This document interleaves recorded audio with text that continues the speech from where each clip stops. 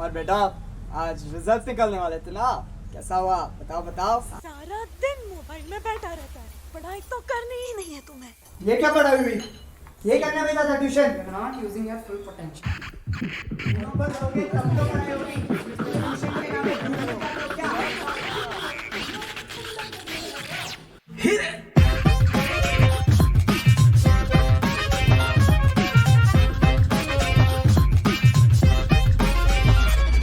School का tension, सबका attention, दोस्त हो या अंकल करते हैं mention. Can do better, can do better, can do better, can do better, can do better सब बोलते हैं, फ्री में तो मुंह अपना सब खोलते हैं। दुनिया तो कहती है आगे बढ़ो, पर कैसे करें ये सब सोचते हैं। पढ़ता ही रहता था मैं आंख अपनी खोल के, और याद करता था चीजों को 10 बार बोल के। नकली सी किताबें जिसने ज्ञान सारा छोड़ के सिखाया मुझको आगे बढ़ना, असलियत को मोड़ के।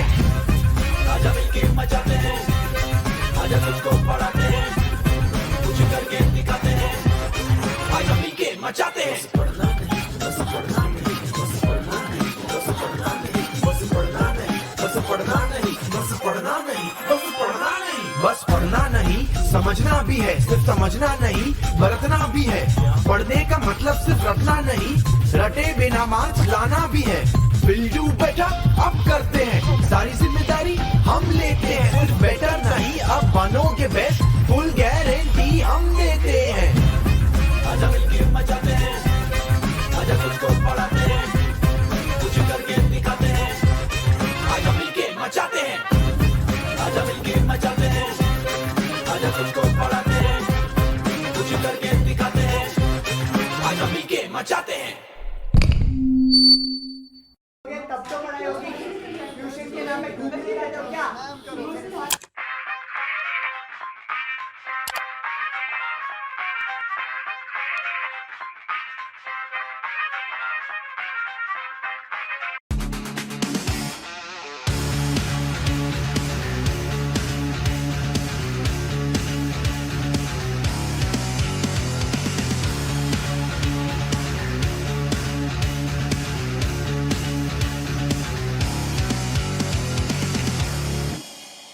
Hello my lovely little atoms, मेरे प्यारे प्यारे बच्चे लोग। आई होप आप सब लोग बहुत अच्छी हेल्थ में हैं। आप लोग अपना बहुत ध्यान रख रहे हैं, अपने आप को हाइड्रेटेड रखते हैं क्योंकि बहुत इंपॉर्टेंट है।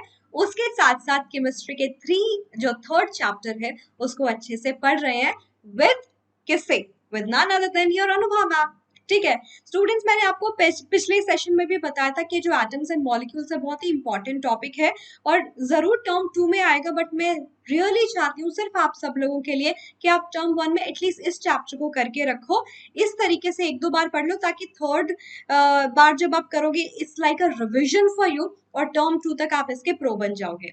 और मैं ऐसा किस लिए बोल रही हूँ क्योंकि ये चैप्टर इतना ज्यादा इंपॉर्टेंट है, not only for 9th class but for your 10th class. क्योंकि 10th क्लास में जब भी बच्चे आते हैं ना स्टूडेंट्स, उनके बेसिक इस चैप्टर के क्लियर नहीं होते और पूरा chemistry first second third chapter of your 10th class totally dependent on these things. Atoms, molecules, compounds, valency, configuration, तो वो बहुत हेल्प करेगा। तो ध्यान से सुनो, ये वाला जो चैप्टर है एटम्स एंड मॉलिक्यूल्स, इसका कोई सेशन मिस मत करो, प्रॉपरली सारी वीडियोस फॉलो करो, दोस्तों को भी बताओ, उनको भी बोलो पढ़ लो ये चैप्टर। अनुभा मैम ने बताया था एडवांस में कि ये चैप्टर थोड़ा मुश्किल हो जाएगा अगर पहले से तैयारी नहीं करके रखोगे, और टर्म 2 में बहुत ज्यादा बर्डन पड़ जाएगा। ठीक है, तो केमिस्ट्री आपको सिखाते हैं ना कर भला हो भला, तो करना है। तो इसी के साथ let's start with the second session of atoms and molecules. I am hoping कि आपने सेशन नंबर 1 जो आया था इसका वो ऑलरेडी देख लिया होगा। नहीं देखा तो please don't forget to see that. मैं आज आपको दिखाऊंगी सेशन 1 कैसा दिखता है और प्लीज उसको फॉलो कर लेना। ठीक है, तो वेरी वेरी वार्म वेलकम, नमस्ते, नमस्कारा, सत श्री अकाल, आदाब, वनक्कम। इसी के साथ let's begin, but do not forget to like, share and subscribe the video. और बेस्ट पार्ट क्या है, you can follow me on Insta too. अभी कोई गड़बड़ नहीं है टेलीग्राम इंस्टाग्राम में, थैंकफुली। तो Vedantu underscore Anubha Gaur is my Insta ID. You can follow me over there and can get updates over there as well. You know, कुछ कुछ updates ma'am देती रहती है। ऑलराइट, बट आपको पता है अनुभा मैम हमेशा इस बात पे बहुत फोकस करती है कि आप लोग होमवर्क करो।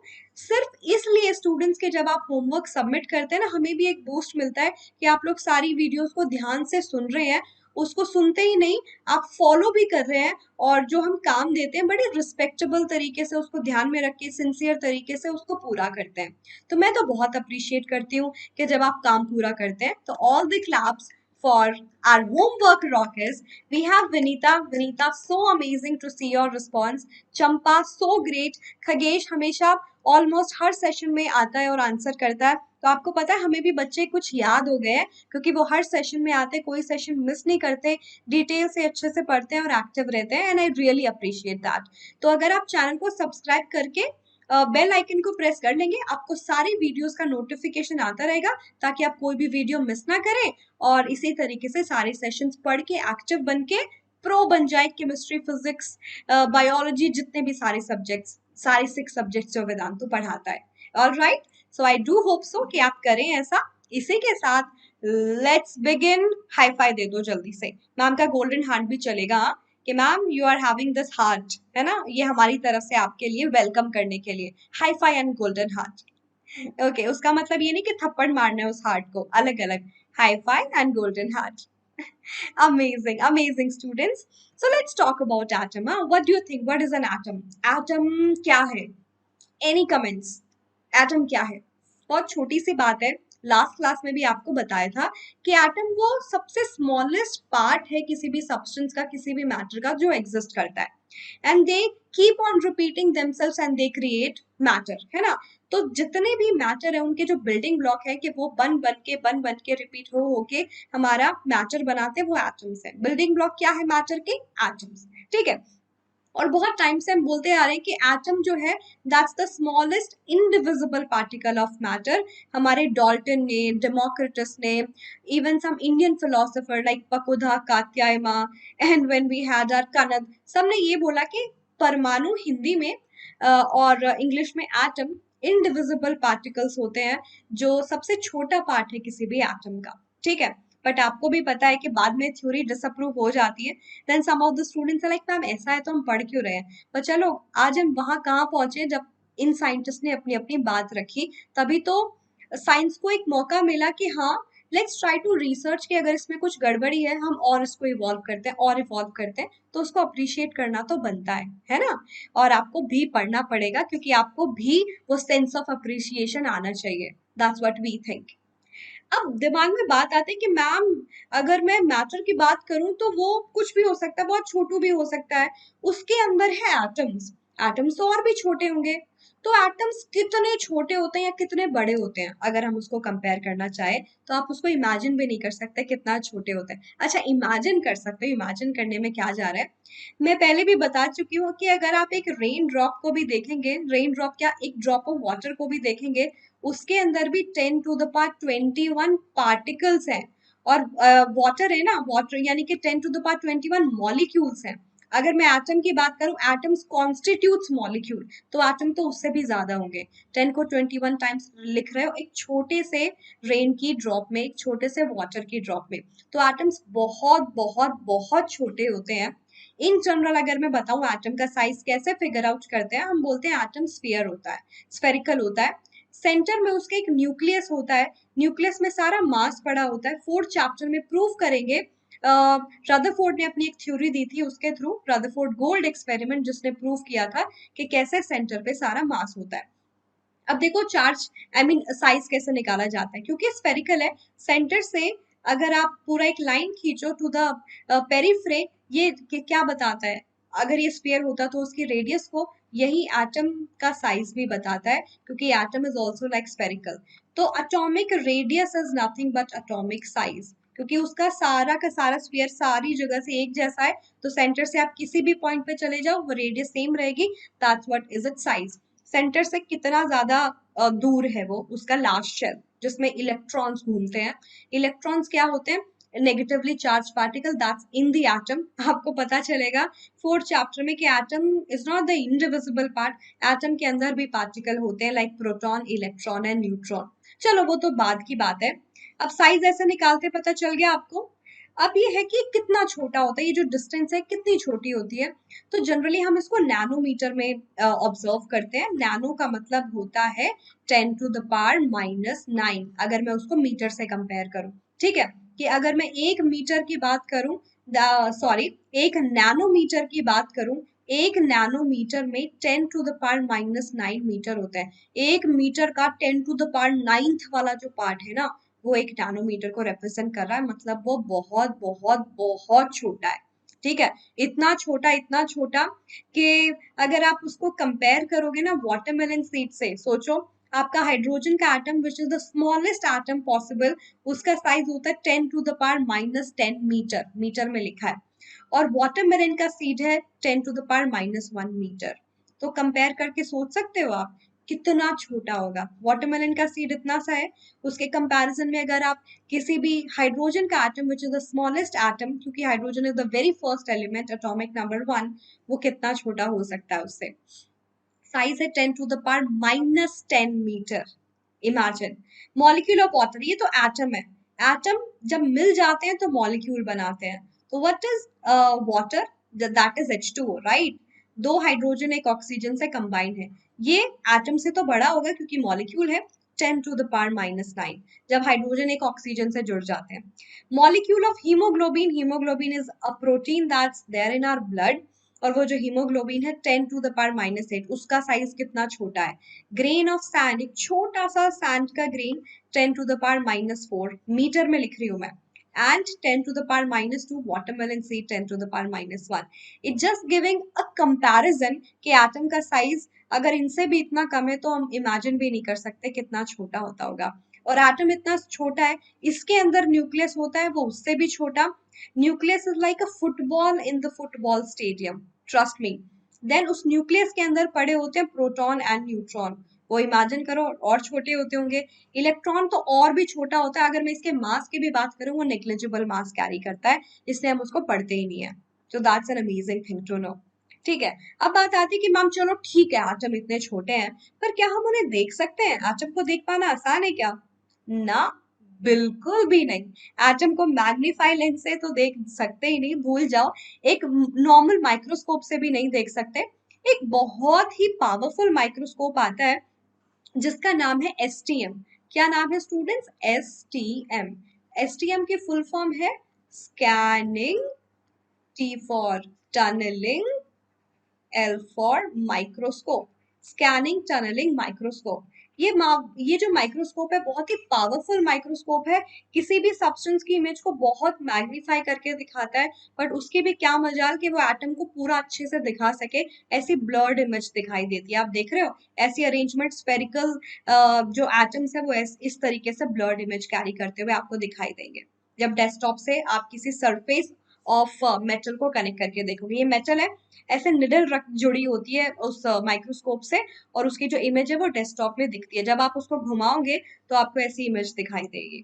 तो यहाँ से बस आइडिया पता चला कि एटम स्फेरिकल होते हैं, इतने छोटे that we can't see, but a strong microscope like STM can give us a rough image of the same. ठीक है, अब एटम के बारे में आप समझ गए, एटम का साइज कितना छोटा है ये समझ गए, एटम को कितना आसानी से आप लिख सकते हो। अब ये क्या बात हुई, एटम को आसानी से लिखना।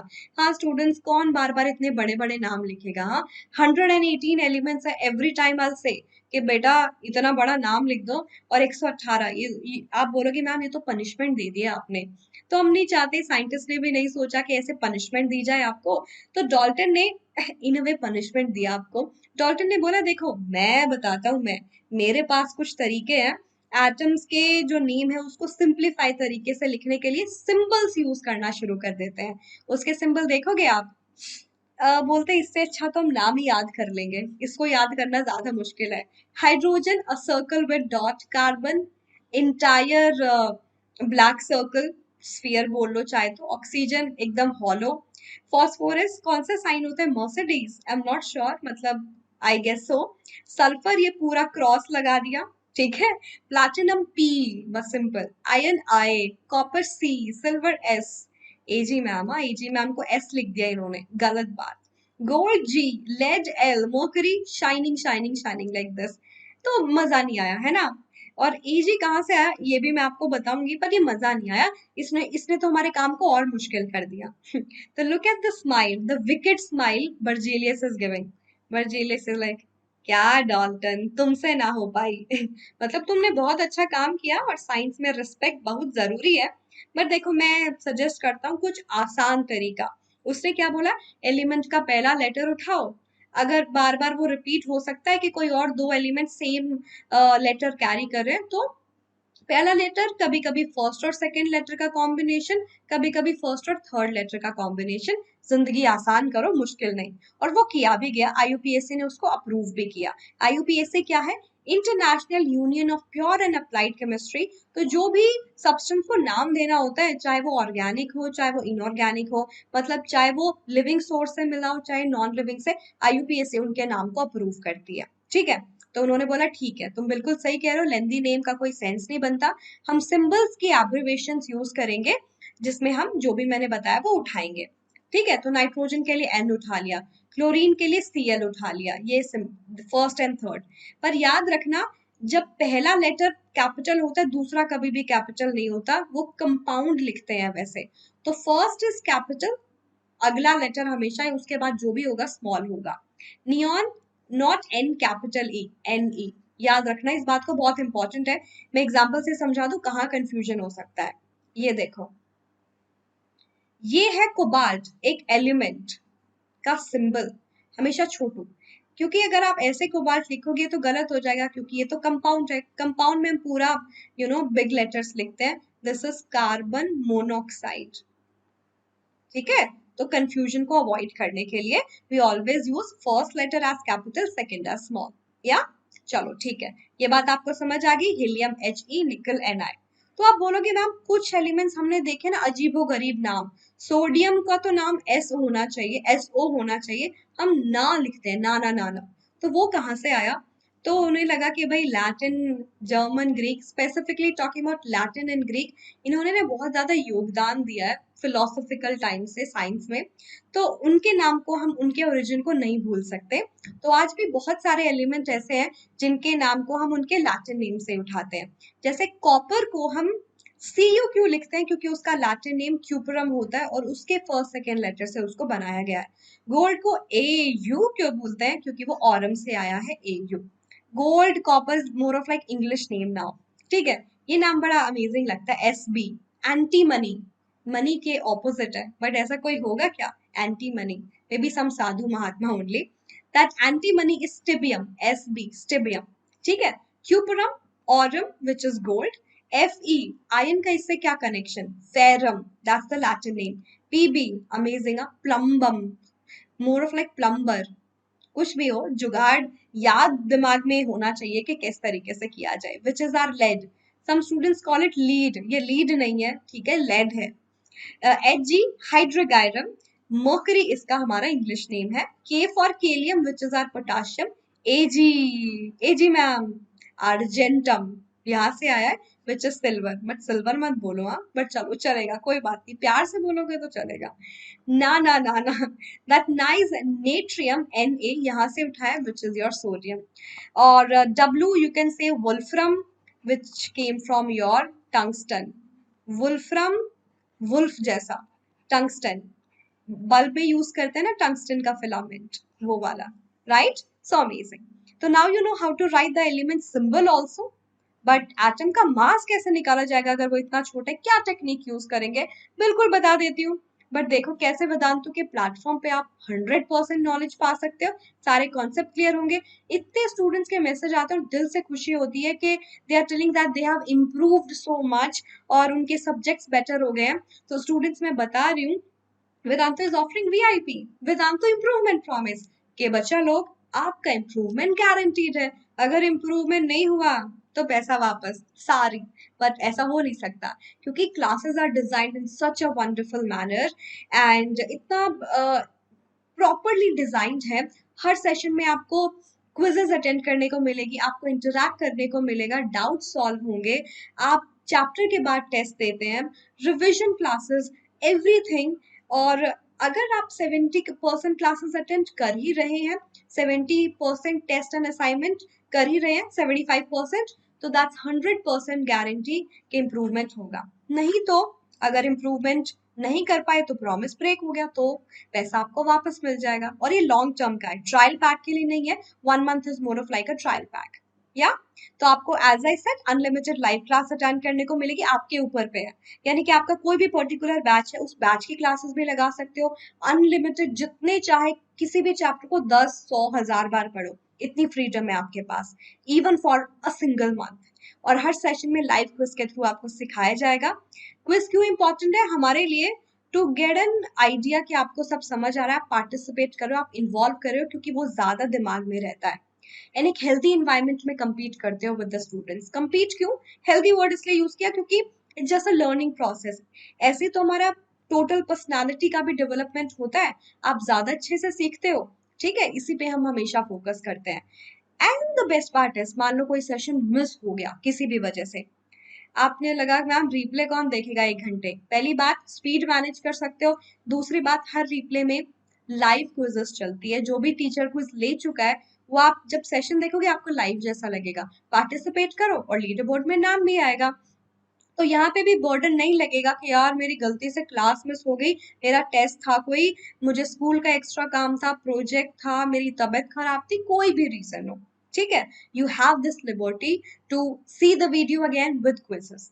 एंड सारा का सारा कंटेंट जो आपको क्लास में पढ़ाया जाएगा हमारे नोट्स, हमारे फीडबैक के साथ आप डाउनलोड कर पाओगे। कैसे मैं बताऊंगी, सारे डाउट सॉल्व होंगे क्लास के अंदर, क्योंकि मास्टर टीचर्स ही नहीं, क्लास टीचर्स भी होते हैं उसी सब्जेक्ट के एक्सपर्ट जो आपको हेल्प करते हैं by solving your doubts. Teachers class लेंगे, क्लास टीचर्स डाउट सॉल्व करेंगे, और हर चैप्टर का टेस्ट होगा फॉर रिविजन, असाइनमेंट्स मिलेंगे टॉपिक वाइज, सेशन वाइज, ताकि आप प्रो बन जाओ हर एक टॉपिक के। एंड एज आई सेड, ये तो बहुत जरूरी है मैम, इस matter round is pure clear ही नहीं हो रहा, कुछ चीजें अभी भी प्रॉब्लम कर रही है मैम, एटम्स मॉलिक्यूल्स में ना मोर कॉन्सेप्ट तंग कर रहा है, मैं पढ़ चुका हूँ या चुकी हूँ 1-2 बार, फिर भी प्रॉब्लम है, 100 बार पढ़ो। एज आई सेड, जब तक कि सब कुछ क्लियर नहीं हो जाता, 1-2 बार में ही हो जाएगा, but in case for revision I am talking about, ठीक है। और क्रैश कोर्सेज के थ्रू क्विक रिविजन भी आपको साथ में उस लॉन्ग टर्म के प्लान में मिलेंगे। तो इतनी सब ऑफरिंग है स्टूडेंट्स जिसका कोई अंदाजा नहीं है, विद अ लेसर प्राइस। तो आप समझ रहे, प्राइस अगर आप कैलकुलेट करो ना पर क्लास के हिसाब से, इट्स हार्डली 4 to 5 रुपीज। तो आपके जो मैगी के नूडल्स है which is not healthy, that's 12 rupees, and Vedantu की class which is too much healthy and will help you to grow for 5 rupees. Now you can plan your, investment properly. I know you are too smart, I mean too small for investment and all, but I think अभी से smart बनने में क्या जा रहा है। तो ma'am के ही बैचेस 9th क्लास 16th अगस्त को शुरू हो रहा है, मिस मत करना, and it will be really helpful. Foundation में जाना है, फाउंडेशन का भी बैच शुरू हुआ है अभी 2 अगस्त को, तो मिस मत करो, मैं तो यही बोलूंगी। और कैसे मिलेगा, डिस्क्रिप्शन बॉक्स देख रहे हो इसी वीडियो का, जो जस्ट उसके नीचे होता है वेदांतु का मैसेज, उसको ओपन करो, लिखा होता है Vedantu pro classes, get that with 10% of, और एजी प्रो लगाते हो तो कैसे, अभी देख लेते हैं कहाँ है। ये देखो एजी मैम को कैसे स्टक हो गई है। अगर किसी ने सेशन नहीं देखा तो प्लीज देख लेना, ये 8 अगस्त को आया session, atoms and laws of chemical combination. ये मैंने डिस्क्रिप्शन बॉक्स ओपन किया है, ये देखो ये वाला है शो मोर एंड गाय, आप इसी वीडियो का भी देख सकते हो जो ये वीडियो अभी चल रही है। ओके, कहाँ हो, subscribe to Vedantu pro now and get additional discount. Click किया, क्लास 9th में कौन सा एग्जाम दे रहे हैं, सीबीएसई, आईसीएसई, 2 साल के फाउंडेशन के लिए भी आप इनरोल कर सकते हो 9th and 10th के। जेई नीट को अभी से प्रिपेयर करना शुरू कर देते, इवन फॉर महाराष्ट्र बोर्ड। चलो मैं ये सेलेक्ट करके दिखाती हूँ। 3 प्लान मिलेंगे, लाइट, क्लासिक, प्लस, आपकी चॉइस है। लाइट में जितने मैंने फीचर्स बताए वो, क्लासिक में एक्स्ट्रा डाउट सॉल्विंग ऐप, कि मैम जब पढ़ते हैं तभी तो डाउट आते हैं, आपने तो पढ़ा दिया बट जब पढ़ेंगे तब डाउट आए तो क्या, तो उसके लिए आपको डाउट ऐप का सपोर्ट मिलेगा in classic as well as plus, ठीक है, कि हाँ सारे डाउट क्लियर होने चाहिए, एग्जाम में कोई भी डाउट प्रॉब्लम कर सकता है। Plus is having one more additional feature is personal mentor, कि आपको एक पर्सनल गाइड मिल रहा है to help you, personal teacher मिल रहा है to help you in your all problems, like कोई असाइनमेंट में प्रॉब्लम है, टेस्ट के क्वेश्चंस में प्रॉब्लम है, 1-to-1 doubt session to guide you better for future definitely. All you have to do is to, देखो पूरा साल के लिए भी प्लान कर सकते हो एंड 1 मंथ के लिए भी प्लान कर सकते हो। मैं 1 मंथ पे क्लिक करूं कि 1 मंथ के लिए मैं ट्राई करके देख लेता हूँ या लेती हूँ कि मेरे लिए काम करेगा कि नहीं। डिस्काउंट मिला, एजी प्रो लगा हुआ है, ठीक है, 450, नहीं तो आप लगा भी सकते हो, ठीक है। और ये देखो 4050 रुपीज में हो गया, प्राइस डिक्रीज कर गया। किसी भी मेथड से पे करो, वेदांतु के प्लेटफॉर्म पे जैसे ही लॉग इन करोगे ना, ऐसे आपकी माय सेशन की लिस्ट आ जाएगी, माय सेशन से खोल लेना लॉग इन करके। ये तो हो गए आपके सेशन जो आप उस बैच में लगाने वाले हो।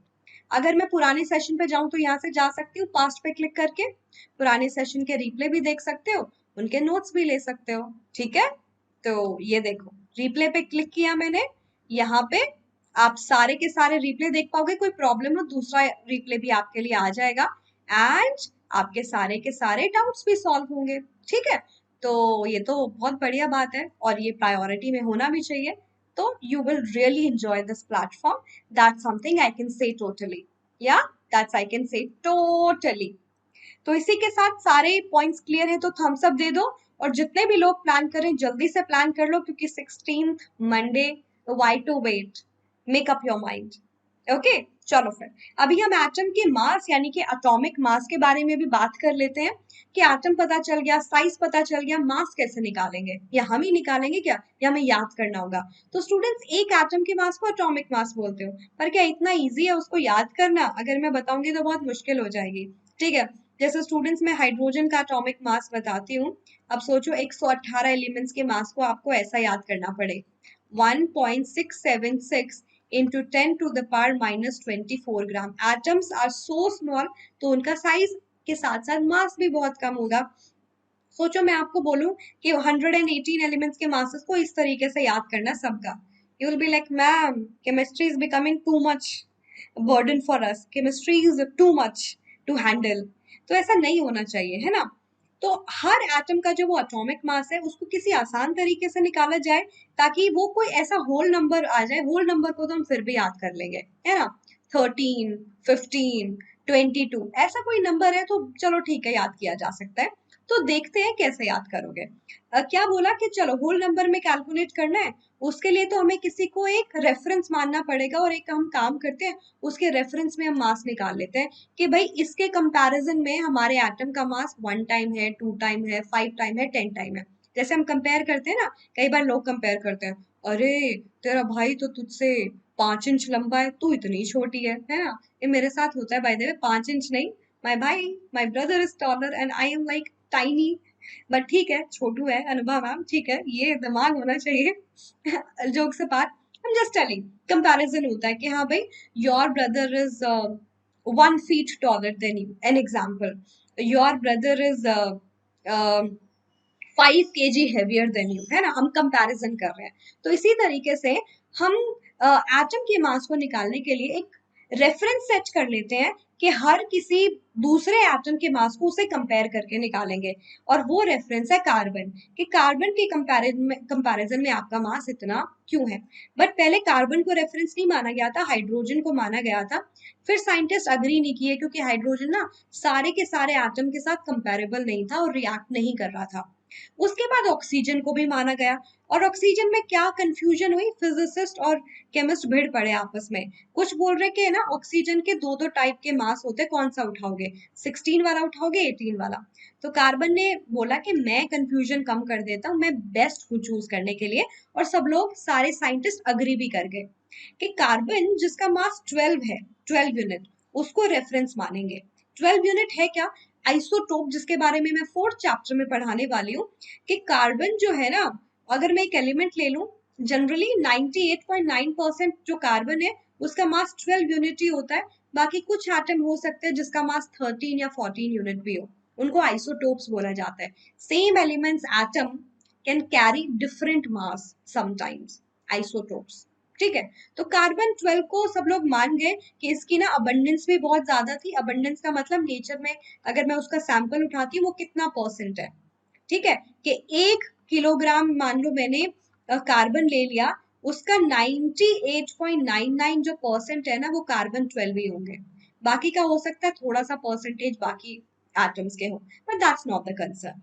अभी पता चला कार्बन को रेफरेंस क्यों माना गया, 98.9% उसका अबंडेंस है, बाकी के उसके आइसोटोप से, और वो सबके साथ कंपेरेबल था कि इसके मास से बाकी के मास एटम्स की मास पे ज्यादा असर नहीं पड़ रहा था। हमें चेंज नहीं करना है मास, हमें बस एक रिलेशन सेट करना है। ठीक है, और वो कार्बन से कैसे सेट किया गया मैं बताती हूँ। एक एटॉमिक मास के यूनिट को चूज किया गया, वो एग्जैक्टली कार्बन नहीं था।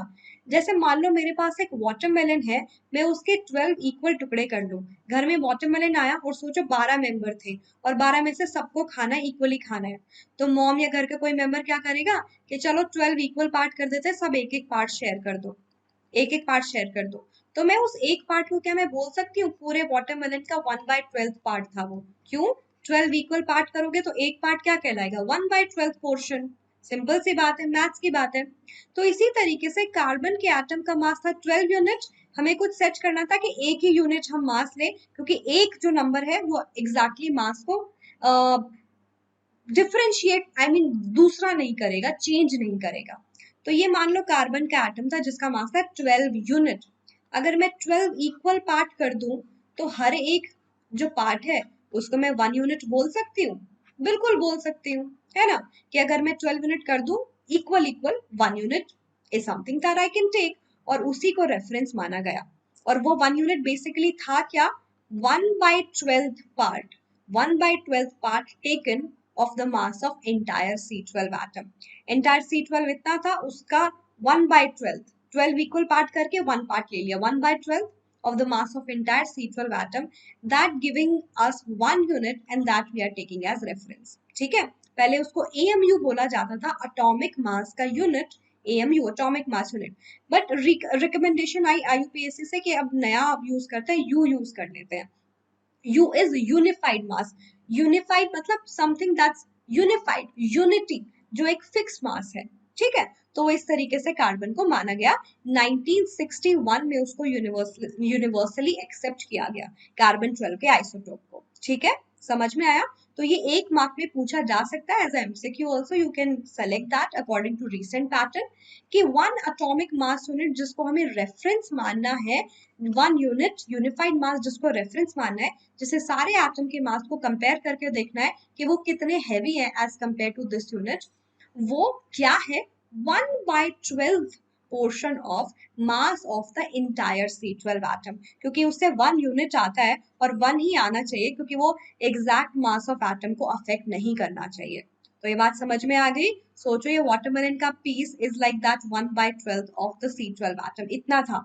तो बाकी किसी भी एटम को कंपेयर करना, उससे कंपेयर कर सकते हो और देखो वो इससे कितना हैवी है, राइट? तो निकालोगे कैसे, डिफाइन कैसे करोगे? कि मान लो मास का नाम क्या होगा? एक्चुअल एग्जैक्ट एटॉमिक मास नहीं हुआ, यू कैन से रिलेटिव एटॉमिक मास। अब मैं निकाल रही हूँ रिलेटिव एटॉमिक मास, क्योंकि मैंने रिलेशन में निकाला है ना किसी के।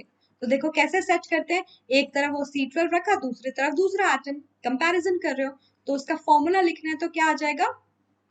Mass of your given atom divided by, कि मैं किससे कंपेयर कर रही हूँ उसके मास को, 1/12 of mass of C12 atom, कि उस C12 एटम के मास से, जो कि 1 यूनिट था, उसके कंपैरिजन में आपके एटम का मास कितना है। जब कंपेयर कर लोगे तो आपके पास ऑलमोस्ट अ होल नंबर आ जाएगा। यूनिट क्या होगी? U, यूनिफाइड मास, इसलिए तो मैंने कंपेयर ऐसे किया और आपके पास वैल्यू आ जाएगी। जैसे अगर मैं आपको समझाऊं, मेरा जो सोडियम है उसके एक एटम का मास, अब ऐसे सॉल्व करोगे तो आता है 23U, 23 टाइम्स ऑफ यूनिफाइड मास। तो वो जो यूनिफाइड मास मैंने चूज किया था ना, उसके 23 टाइम्स ज्यादा है सोडियम का mass. So it's like a comparison. Oxygen का मास होता है 16U, यानी कि 16 टाइम्स है mass of a unified, unified mass के, यूनिट मास के, कार्बन के उस एटम के मास के। हाइड्रोजन का 1, मतलब हाइड्रोजन का ऑलमोस्ट सेम है। आपके रेफरेंस के लिए मैं उस 1U की वैल्यू बता देती हूँ। जब साइंटिस्ट ने फाइंड आउट की, वो कितनी थी? 1.67 something, 676 into 10 to the power minus 24 ग्राम, जब उस 1U को निकाला गया। And every time we are kind of comparing with this much mass. ठीक है, हाइड्रोजन का 1 आ रहा है, मतलब उस 1U का मास और हाइड्रोजन का mass is kind of same, right? क्योंकि सबसे पहला एलिमेंट है, मोर of like that's also the same reference. Hydrogen का 12 यूनिट 12 टाइम्स है, सॉरी कार्बन का। Nitrogen 14 unit, oxygen 16, 23, 24, 32। अब समझ आया, सल्फर का एक एटम 32 टाइम्स हैवी है उस U के, उस यूनिफाइड मास के। तो relative atomic mass is easy to remember, that's why we don't prefer exact atomic mass but relative atomic mass. तो अभी एटम के बारे में ये डिटेल भी पता चल गई। बहुत कूल था ना, कितना दिमाग लगाया साइंटिस्ट ने और आप लोगों के लिए इजी कर दिया इस मेथड को। कोई भी प्रॉब्लम हो एक बार रिप्ले करके दोबारा देख सकते हो। अब बात आती है, चलो मैम एटम के बारे में सीख गए, वो कैसे प्रेजेंट होता है उसके बारे में भी सीख गए। अब बात आती है कि वो कैसे एग्जिस्ट करते हैं, कि ऑक्सीजन क्या सिर्फ O की तरह एग्जिस्ट करता है, हाइड्रोजन सिर्फ H की तरह एग्जिस्ट करता है? तो नहीं स्टूडेंट्स, एटम कैसे एग्जिस्ट करते हैं? Sometimes they lose their electron, which is loosely bounded. Sometimes they gain their electron. Sometimes they share their electron with other atom. Why do they have to gain, share, and kind of lose their electron and combine with other atom? The reason is they are not stable.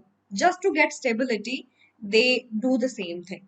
So that's how atom exists. और इसके बारे में हमें detail से पढ़ना है कि atom electron को लूज और गेन कैसे करते हैं, एटम अपने इलेक्ट्रॉन दूसरे एटम के साथ शेयर कैसे करते हैं और कैसे एग्जिस्ट करते हैं प्रॉपरली इन नेक्स्ट सेशन।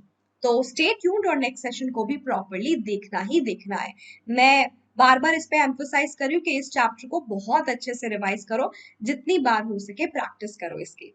ठीक है, होमवर्क देख लेते हैं कि मैं आपको क्या दे रही हूँ। डिफाइन एटॉमिक मास यूनिट मैं 2-3 बार रिवाइज करा चुकी हूँ, इसका आंसर मुझे जल्दी से बताओ, कमेंट सेक्शन में बताओ, ताकि मुझे भी लगेगा प्रॉपरली सब कुछ फॉलो कर रहे हो, आपने सब कुछ ध्यान से सुना और इतने कंसिस्टेंट हो हर वीडियो को ध्यान से देखने के बाद तब की तब अपना होमवर्क डाल देते हो। दूसरा, Latin name and symbol for tungsten and tin. Tungsten मैंने ऑलरेडी बता दिया, टिन भी बताया है क्या? नहीं बताया तो थोड़ा सा मेहनत खुद से भी करो और इन दोनों क्वेश्चंस का होमवर्क मुझे जरूर चाहिए कमेंट सेक्शन में।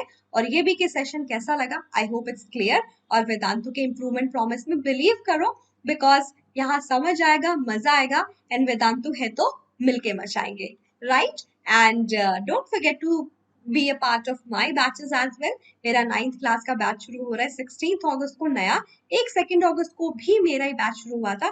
तो I won't say better late than ever, मैं ये बोलूंगी लेट मत करो, it's high time. Description box में लिंक मिलेगा, get pro classes now and get additional 10% discount, और वो डिस्काउंट मिलेगा AG Pro के साथ। AG ma'am is pro, so the code is AG Pro। So students, I hope it makes sense. I hope you're following. आज के लिए इतना ही करेंगे, but don't forget, I hope आप सबने वीडियो को लाइक ऑलरेडी कर दिया होगा। Let's have the target के वीडियो के आखिर तक हमें 500 लाइक्स मिलते हैं क्या? मुश्किल है क्या टारगेट? नहीं, I do believe in you. And share करना फ्रेंड्स के साथ, सब्सक्राइब जरूर कर लेना एंड कोई भी वीडियो मिस मत करना। Right students? So thank you so much for today.